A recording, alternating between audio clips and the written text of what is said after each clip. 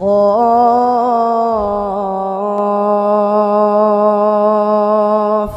والقرآن المجيد.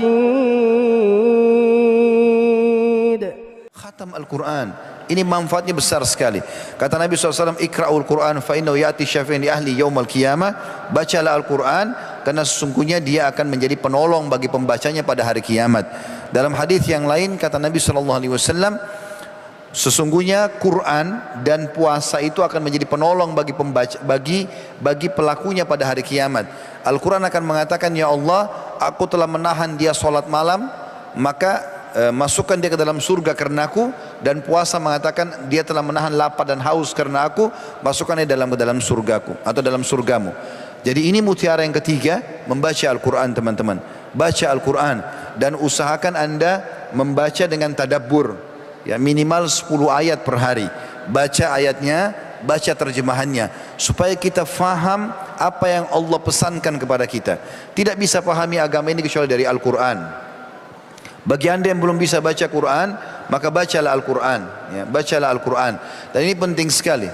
Banyak orang subhanallah penampilannya luar biasa, sudah seperti orang yang sangat dekat sama Allah, tapi begitu dites Al-Qurannya nggak bisa baca.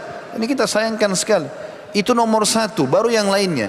Baca Al-Quran dulu, mulai dari tajwidnya, hurufnya, kemudian baru mulai membacanya, kemudian pindah pelan-pelan mentadaburi, baru kemudian menghafalnya.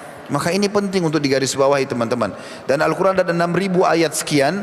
Anda kalau mulai satu hari 10 ayat saja, maka secara otomatis hanya insya Allah tidak sampai 2 tahun Anda sudah bisa menyelesaikan mentadaburi, membacanya. Dan juga tentunya kalau kita ikutkan dengan menghafal, kita bisa menghafalnya kurang dari 2 tahun kalau kita memulai dengan 10 ayat saja per hari. Kita baca terjemahannya, mulai dihafal. Kalau kita hafal 10 ayat per hari teman-teman, kita akan pakai misalnya di sholat qobliyah. Misal qobliyah 2 rakaat, kita rakaat pertama 5 ayat, rakaat kedua 5 ayat. Di ba'diyah pakai lagi ayat yang sama, 5 ayat di rakaat pertama, rakaat kedua. Maka insya Allah dalam satu hari kita sudah hafal di luar kepala 10 ayat tersebut. Dan ini harus dimulai.